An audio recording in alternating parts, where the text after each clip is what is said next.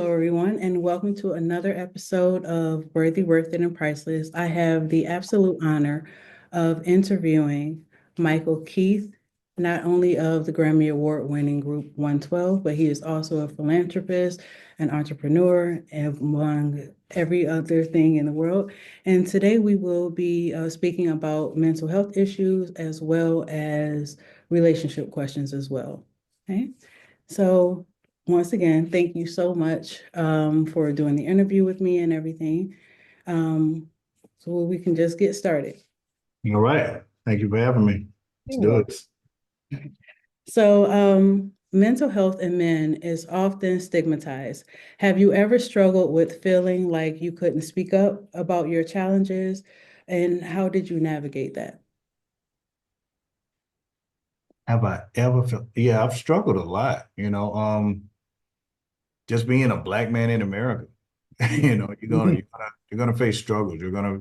And I know a lot of people would look at that as being like the cliche thing to say, but it's very pertinent in today's society. Like we do feel as Mhm, black men, and I can speak for a lot of us, that mhm, we do feel like we're the odd man out, that we're behind the eight ball, if you will.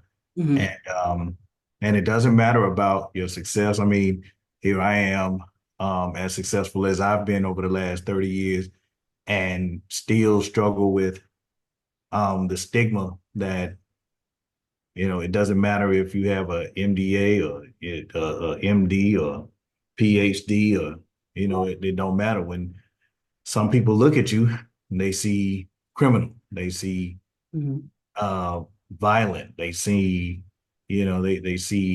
anger. They see all of these things that are a part of us, but not the totality of who we are. So yeah, it's definitely a struggle.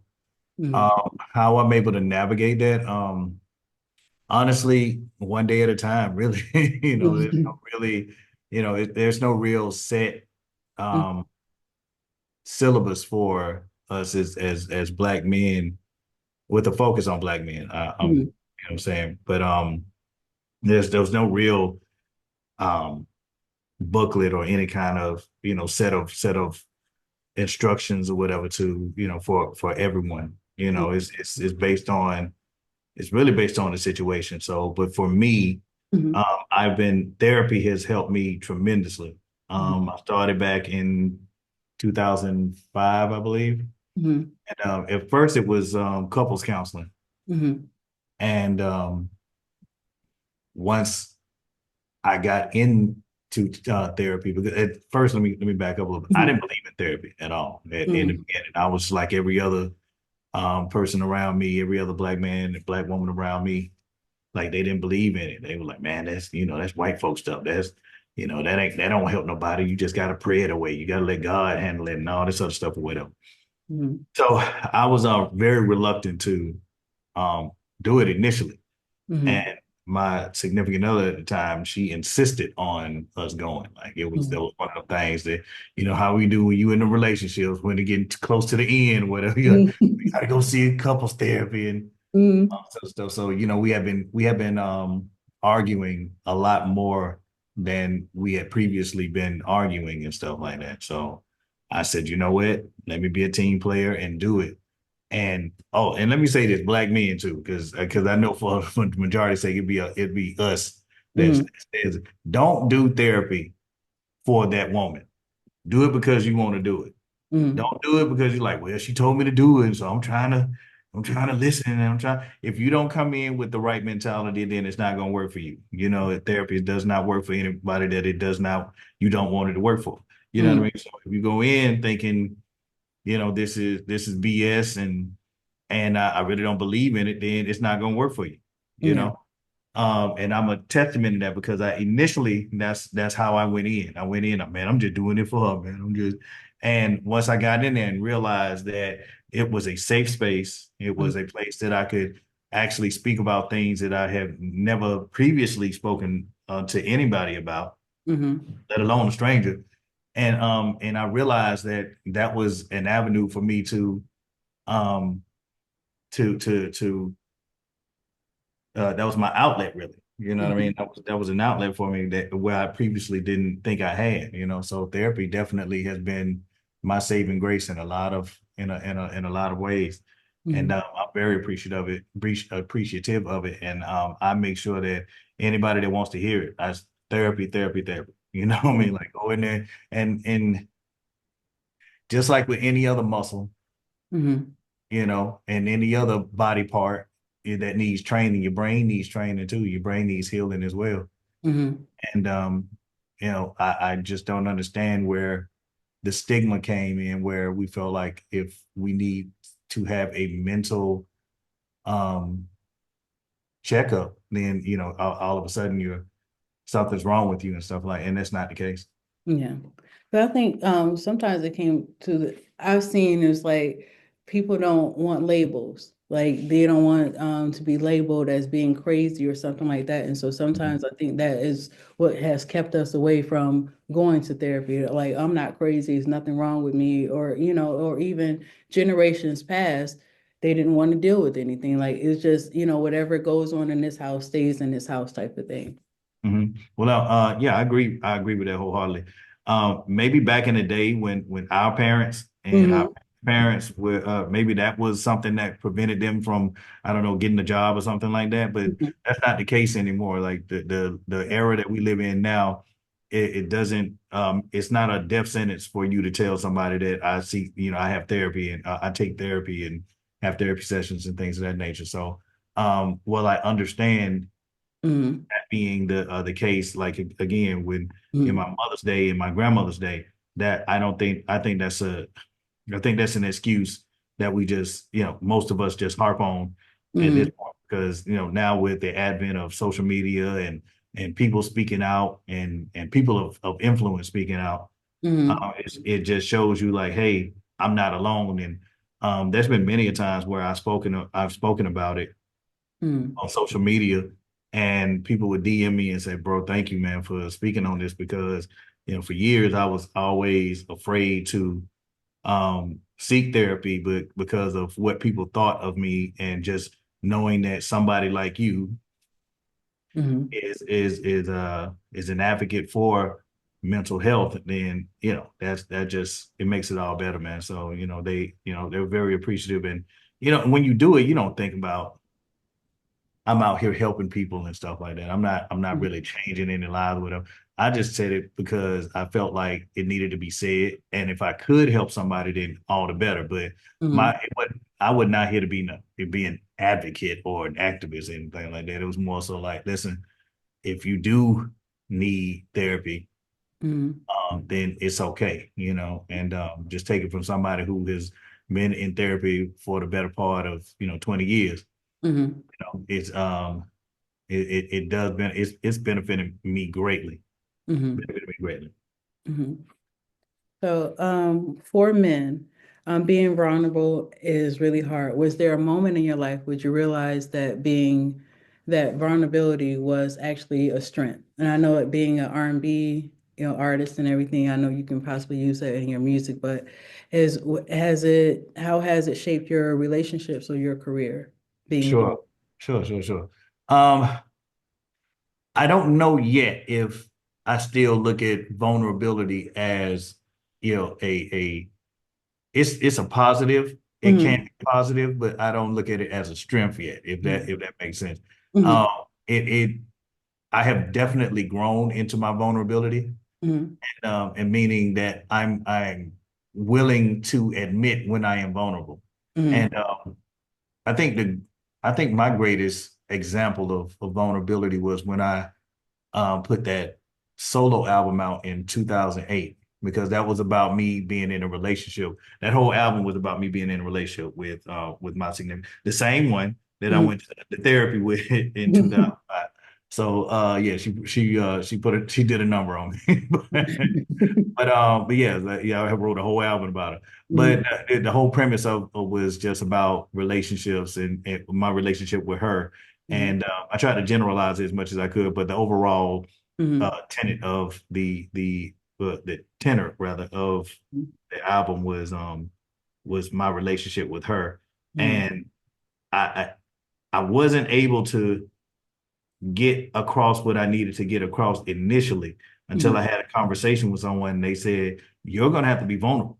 Yeah. You're gonna, if you're hurting, you're gonna have to say I'm hurting. If you're happy about something, you're gonna have to say I'm happy about something, man. And once I realized that that was how I was gonna have to make this album, then it was easier for me to, put the album together. But that was a very vulnerable time for me, Mm. um, because I just had to let it go.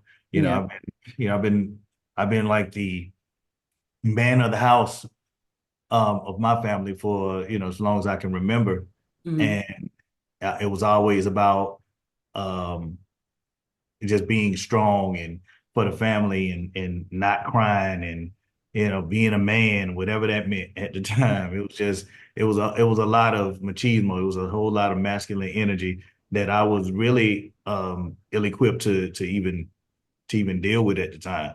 Mm. So yeah, I was dealing with all of that. So to become vulnerable, Mm. that was like really challenging for me. But eventually I let go. Eventually I said, you know what? Either I'm going to do this album and I'm going to be vulnerable about it, or don't do it at all. And I just let go. And I was better for it in that sense because I was able to tap into other emotions that I thought I had gotten rid of years ago. Mm. That's great. I'm still looking for that album. But like I said, I found it in Japan. I'm still looking for it for you too, because I have someone that has used to have a download of it. Used to have, Mm. yeah, a link for it. So Yeah, I'm looking. She's supposed to be looking for it. So we'll see if we can find it. I got you. And but some of the songs are on YouTube, just so you know. But so if you could change one stereotype about men and mental health, what would it be? We kind of answered that, but yeah. One stereotype, that we are not robots. Mm. That we're incapable of feeling. We are very capable of feeling. So like God gave us tear ducts like everybody else. Mm. And our thing is, in our world, if you're seen as sensitive, then you're seen as soft and you're seen as weak, and it's a sign of weakness, and you're just people just look at you unfavorably. Mm. So as a man growing up, as a little boy growing up, my parents was, well, my mother and my grandmother were like, don't cry. You got to be a man. Men don't cry. You got to suck it up. You got to be tough. Nobody wants to be around a crybaby all the time. And not that I was walking Yeah. around crying all the damn time, but Yeah. I want to paint that picture. But it Yeah. was, as me and my brother and I, Mm. we felt like it was wrong for us to show emotion other than like anger, Mm. and that stunts your growth as a person. It stunts your growth. Mm. And you have a lot of men growing up thinking that it's wrong or it's not right for you to show emotion. Um, and we end up becoming these emotionless freaking monsters and stuff when you get older, and it's like it's unhealthy because all it does is create this cycle. So now you're having kids and you're telling them the same thing, and it's cyclical, and it just keeps going on and on and on.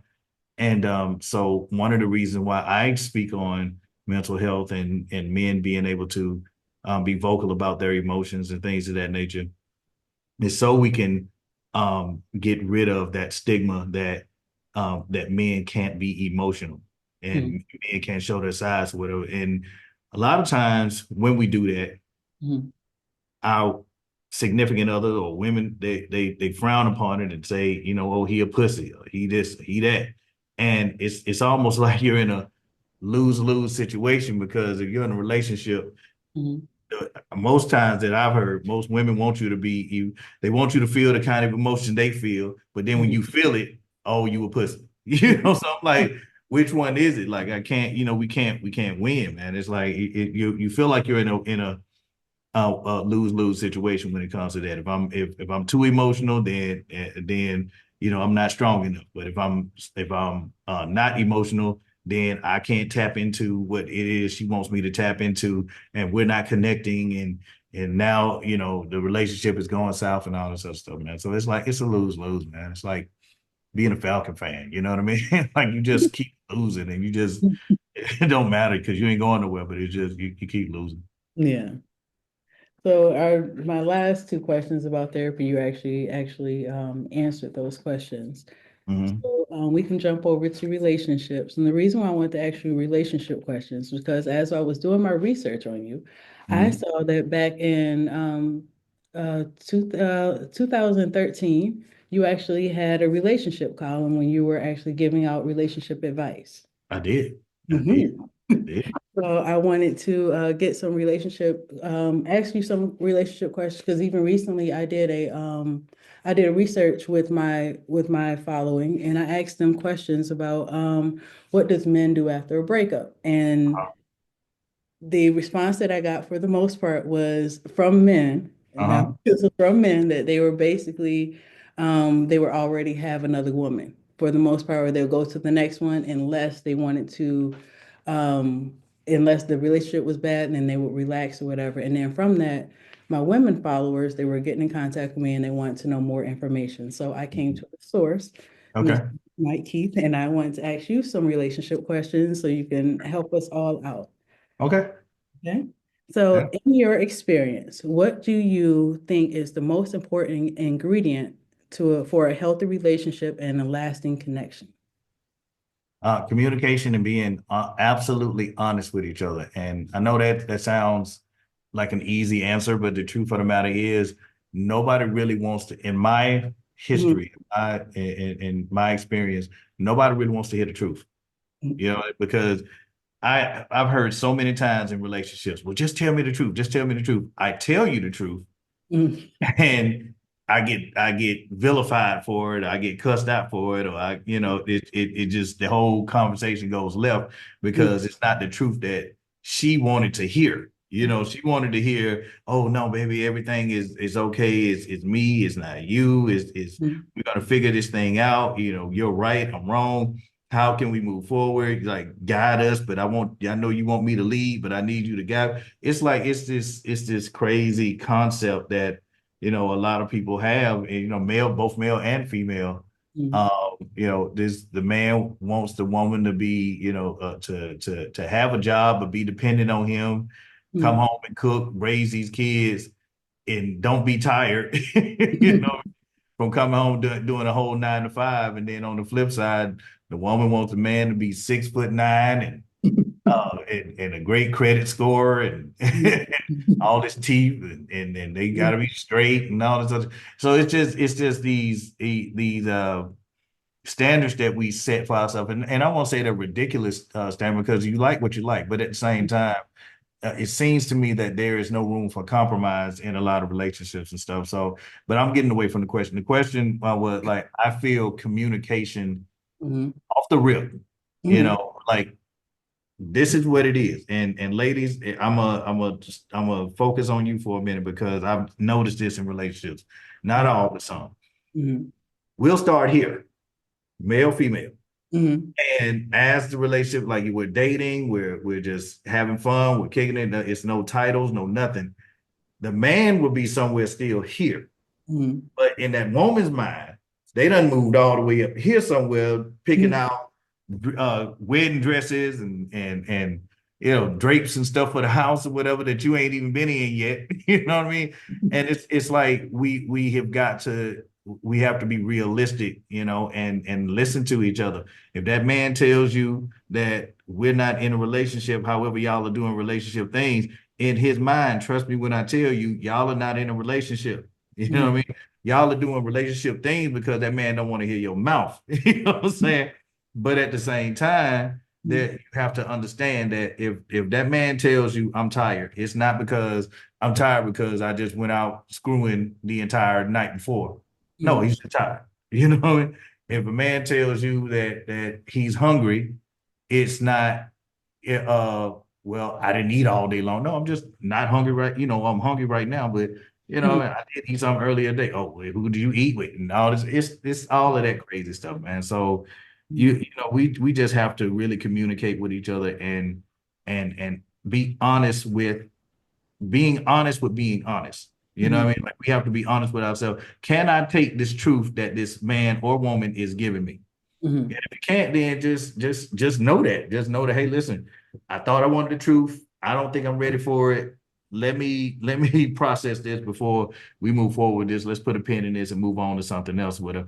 But don't don't kid yourself. And Mhm. only you can answer this shit, for yourself. Mhm. Don't kid yourself. If you're not prepared for the truth, then it might be in your best interest not to ask for the truth at that moment. A lot of us say we want the truth, but then when that truth hit, that thing hits like a sledgehammer, and then you're over there like, well, damn, I did Mhm. tell this man I wanted the truth. I'm gonna tell you exactly what it is. Remember, I don't know if it's ever happened to you, but when we was kids, Mhm. my mother used to always tell us, now if you tell me the truth, you won't get in trouble. Yeah. Yes. And then you tell the truth, and then she still fast. It's like Yeah. it's kind of like it's again it's a lose-lose situation because it's like Yeah. you're trying to teach me that telling the truth is the way that so I'm trying I ended up telling you the truth, but I still got punished for it. So it's like what incentive, Yeah. does a man have to be in a Mhm. relationship and being honest with this woman? It just easier for him to be like, nah, babe, you fine. It's me. It ain't nothing going on. I'm good. You know what I mean? Or it's most men that they'll tell you, I'm okay. Nine Yeah. times out of 10, that man is not okay. Yeah. But he knows that if he delves deeper into it, it's going Mhm. to be this whole conversation that he might not even want to have, or it may turn into an argument, or whatever the case may be. But it's just something that we got to be tuned in with when it comes to your relationship. If the man tells you he's okay, more than likely he's not okay, but he probably doesn't want to talk about it either. Okay. So, it's about listening. It's about listening to each other. Mhm. So if two people come into a relationship with emotional baggage, how can they work on healing together without making things worse? Or is there a way? Well, first and foremost, you gotta understand that everybody's gonna come with baggage at this point in the game. Just in in my estimation, you're gonna Mhm. come in with some kind of quote unquote baggage in your life, whatever. So the thing is, trying to minimize as much of that as you possibly can. And Mhm. again, it goes back to my initial answer Mhm. about communicating and being honest with each other. Hey, I have certain hangups. This is one of them. Mhm. So if we can, we need to avoid A, B, C. Um, I like when you do this, but I don't like when you do that. Mhm. Being honest with each other because because that's one of the things that in the previous relationship we had an issue with. So Mhm. it's just about communication but it is possible. It is possible um to address a situation without it turning violent or being argumentative. But again, it's about being honest with yourself and being honest with that person that you're trying to be in a relationship with. Just let them know, like, listen, these are some of my hangups. This is some of my dirty laundry, and you're Mhm. gonna, it's up to that person. What I've learned in relationships when it comes to women, as long as you tell them what it truly is and give them the option to say yes, I want to stay with this, or no. When Mhm. you take that away from them, that's what really makes a situation worse and makes it to where a woman wants to leave the situation or wants to continue arguing whatever because you took away her ability to choose Mhm. whether or not she wanted to stay in it by lying to her or not being completely honest with what the situation was, whatever. So I make it a point now that like I know that the whole thing the last couple of years has been I live in the era of transparency and stuff, but I actually do feel like truth is the Mhm. uh, is the better option. Just go ahead and tell the truth, man. Mhm. Just go ahead and tell the truth, and if she leaves or if he leaves, then that person wasn't meant for you. Yeah. So, from a man's perspective, what can a woman do to help their partner feel safe enough to be vulnerable and open up about their feelings or emotions? You kind of talked about it a little bit before, Mhm. but Um, Mhm. yeah, sorry to cut you off, but yeah, it really boils down to communication and just letting that man know because we're men are some of the most sensitive and vulnerable people on planet Earth, but we put on this facade that we're always tough and nothing really bothers us and stuff when we're just as emotional as women are. We can't show it often, but we're just as emotional. Um, so I would say to create that space for a man to feel like he can communicate, it unfortunately it has to come from the woman first. It has to come from her first. She has to create an environment where, hey, listen, black man, it's okay if you want to be emotional about X, Y, and Z. Talk to me. Let me. And here's the thing: you can't ask that man to do that, and then when y'all get into an argument, use that against him later on somewhere down the line. You will lose a man as quick as as you can as you can imagine, because our whole thing is about trust. We trusted you with these emotions. We trusted you with these intimate feelings that we have, and then you turn around because you're upset and use those things against me. You're gonna lose a man every time. You're gonna lose him every time. So I would say if you're going to be the caretaker of that man's heart, then really take care of that man's heart, even when you guys are upset. Even when you're mad, even when you're mad at him, particularly, you have to still know in the back of your mind, this man is counting on me to hold his heart and make sure that I don't abuse it any more than it already has been. So like women have the power a lot, in relationships. So they just, once a man opens up to you like that, he's very vulnerable. And she can use that for good or she can use it for evil. So, it's just, I hate to put it on women like that, but really it's up to y'all, how you want that man to, react and with regards to you, because you hold the keys to that man's heart. And if you abuse that, like I promise you, if anybody that's listening, I promise you, females, women, listen to me. If you take what that man said on some vulnerable shit and use that against him in an argument somewhere down the line, you will lose that man. Like he is done. He will never tell you anything else. He will never. If a man was open with you at one point, and you did that, and now all he says is, "Okay, cool, yep, nope, mm-hmm." Sound like, look, yeah, maybe. If he hits you with all of that, those one word answers and shit, I think you've lost that man, or you're close to losing that man. So just be mindful of that. Your words have power. Your actions have even more power. Don't abuse that man's heart. Cool. Words to live by. Mm-hmm. Definitely. So Mm-hmm. if someone has been hurt in the past, how can they learn to trust again? Oh, that's a great question. Um, Now it's going to take time. It's going to take because that person is going to want to trust again.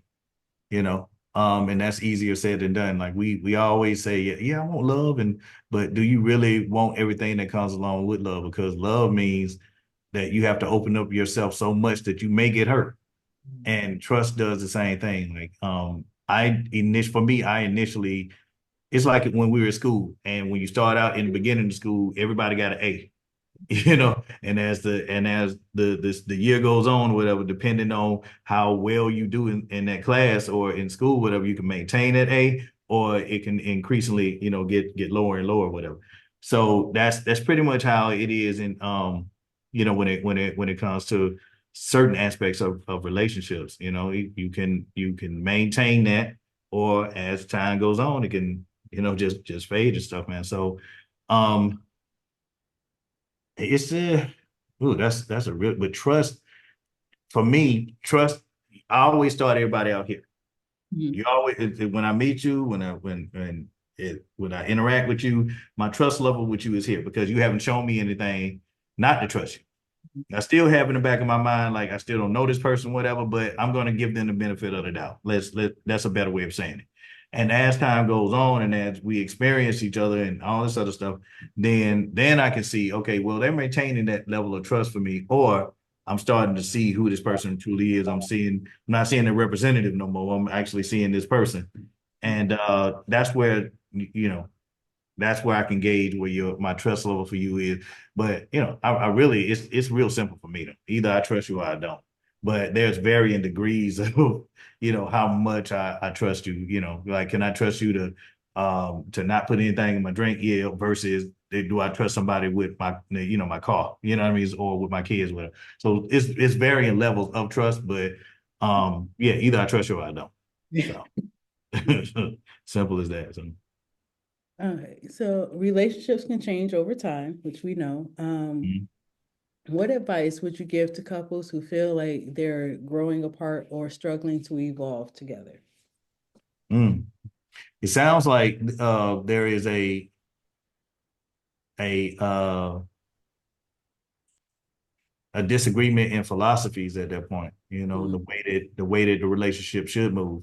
mm, And if you're not, and I'm not saying that you have to be in line step with, your significant other every day, but mm, you guys, as far as a goal is concerned, you mm, have to be on the same page with that, and if that's not the case, then it's time to sit down and say, hey, what are some of the things that we can do?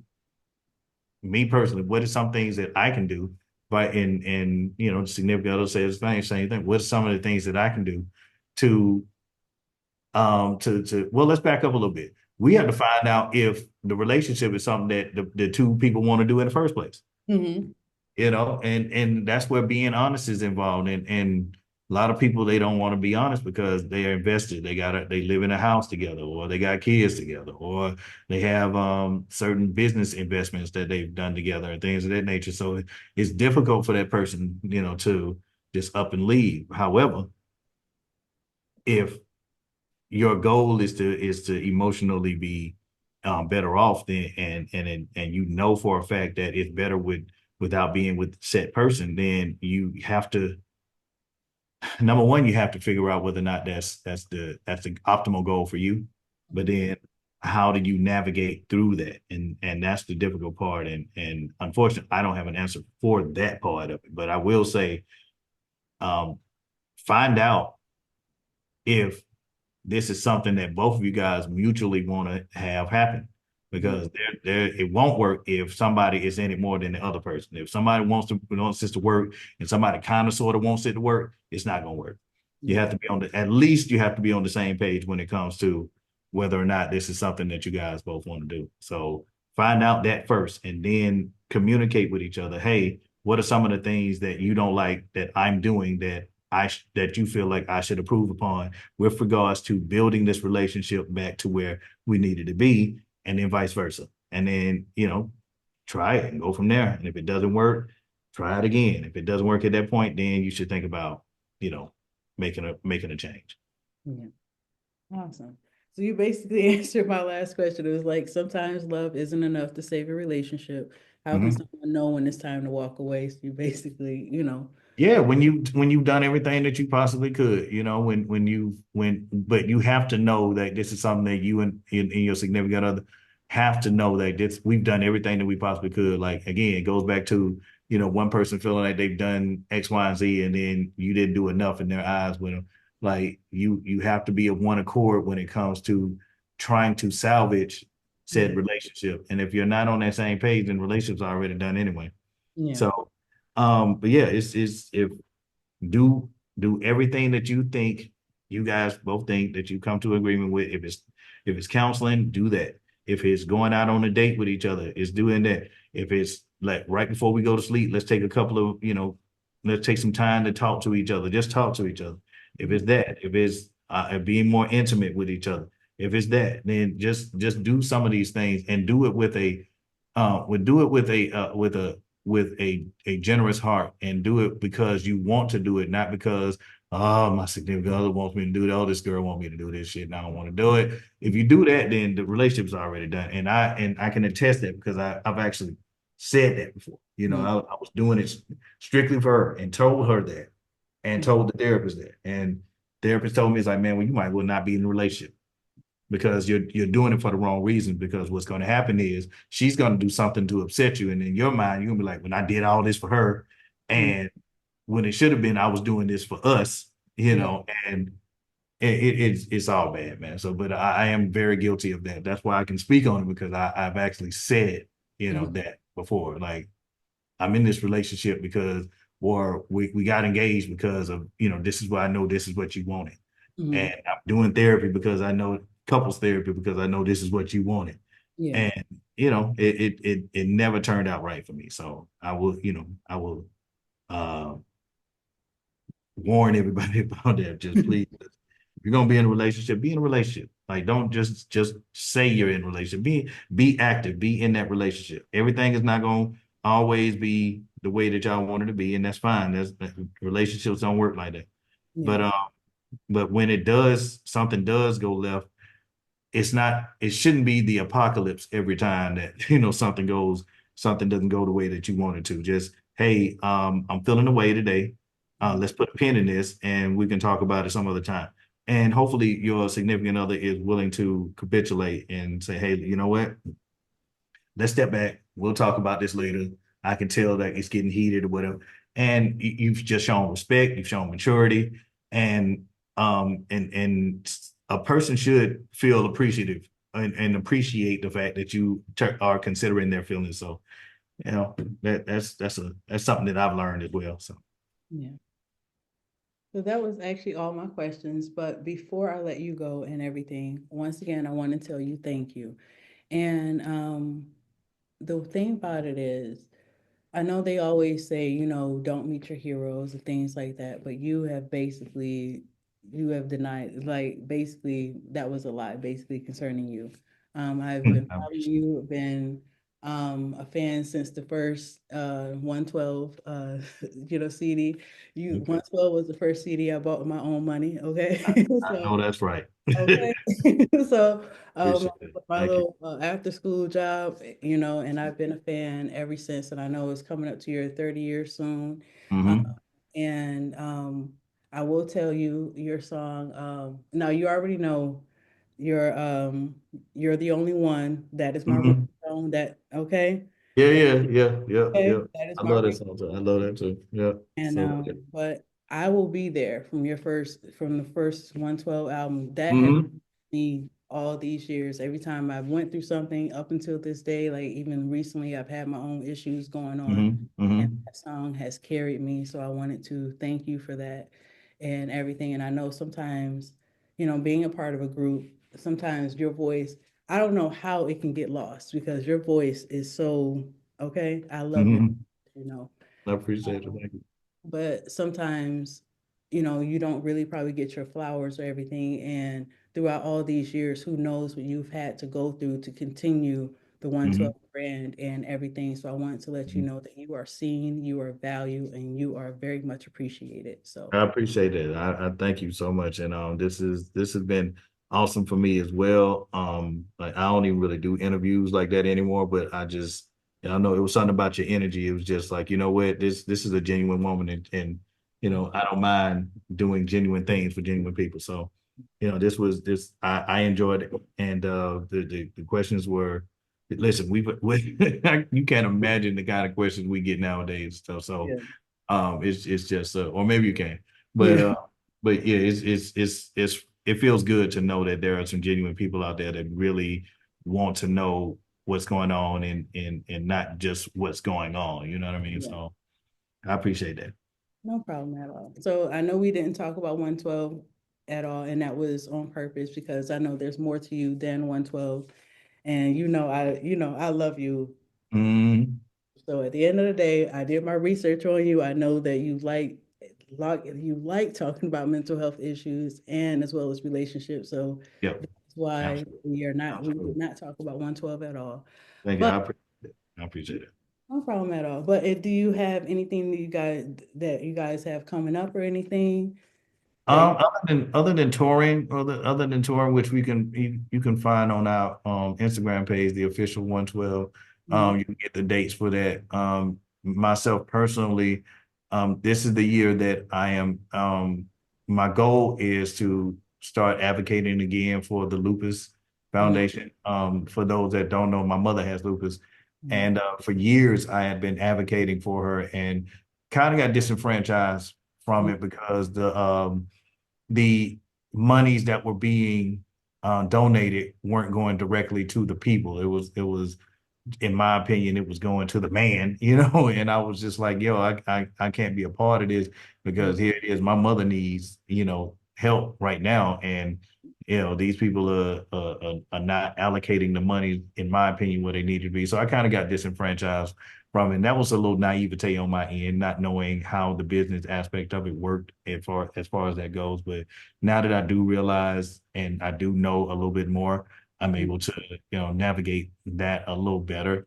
Mm-hmm. And it's really not about it is about trying to find a cure, but it's more about bringing awareness to lupus and all the nuances that goes along so we can create more avenues and get more money donated. So the eventuality of it is that we will find a cure for it. But so that's the goal now, man. So that's where my head is now. Outside of Mm-hmm. the touring, of course, 112 is always going 112. We're gonna always gonna tour and things of that nature, but like it's more philanthropic and more Mm-hmm. um advocating, for the causes that I believe in, and that's definitely one of the main causes that I believe in. And I got a lot of them, but I just want to focus on one because I can get scatterbrained and Mm-hmm. and ain't nobody coming in to nobody. So but that's near and dear to my heart, because it's my mother, and I want to make sure that she understands that she is somebody that for one, most lupus survivors don't want you to feel sorry for them. So I don't feel sorry for my mother, Yeah. but I want to make sure that she lives as happily and as healthy as she possibly can. Mm-hmm. And I hope she lives another 100 years. You know what I mean? So is that's the type of energy that we're doing for 2025. And like I've been reaching out to a lot of people, and they're just waiting on me to give the green light on a lot of the things. And once that happens, then I'm going full throttle with advocating again for the Lupus Foundation and just lupus just lupus technology. I mean, well, not what's the word? I just lost it. Um, Jesus, I just lost it. Yeah. But yeah, but research, lupus research, Mm-hmm. and that's where I am right now. So Mm-hmm. we'll see what happens. And when you get more information or whatever you need anything from me, I would definitely, pass it on and do whatever I can do on my end as well Yes, for you. ma'am. It's much appreciated. Absolutely. So if did you have anything else that you want to say or share? Or No, that's pretty much it. I will say that Instagram been hating on me yeah, because because you're a I had dog. I had a page, and Mhm. I have been trying to campaign to get my page back, but it's been about a year and some change now, man. So a lot of people ask me, am I going to do another page? And my response has always has been the same. It's like, why would I do it only for me to do the same thing and get suspended again? Yeah, So yeah. So yeah, I'm not changing. I'm not gonna change what I do. The 112 page is the 112 page, but my page was a little bit more, devious. And but it was funny. I'm a real funny dude, man. Like I really enjoy laughing and making other people laugh and stuff. And people swear on everything. I was supposed to be a comedian, but Mm-hmm. I love singing more, but yeah, man. I'm trying to advocate to get my page back on Instagram. So if they feel kindly enough and to let me back on or whatever, and I can have my 108,000 fans and followers and whatnot and my blue check, then yeah, that'll be good. But if not, it's fine. The 112 page is enough for me. But I will I will campaign for that. Bring back Michael's page. So I About can just adding some of that stuff over to TikTok, or no, you just no. I, I don't want to get suspended again. Like those people, I will say they warn me. They warned me so many times, and I just ignored the warnings and Yeah, whatnot. And they were just like, what we got to, and so they suspended me indefinitely. So you yeah. know, give us free. You know what I mean? You gotta let me out, man. You gotta let you got all this comedy, all this material, and you just letting it go to waste. So let me back out, man. Free Princeton. But but yeah, that's all I got though. Okay, I got you. So once again, thank you so much. And I pray that you have a great night and everything. And thank you again. Thank you so much. Yeah. Peace and blessing. Thanks. Thank you.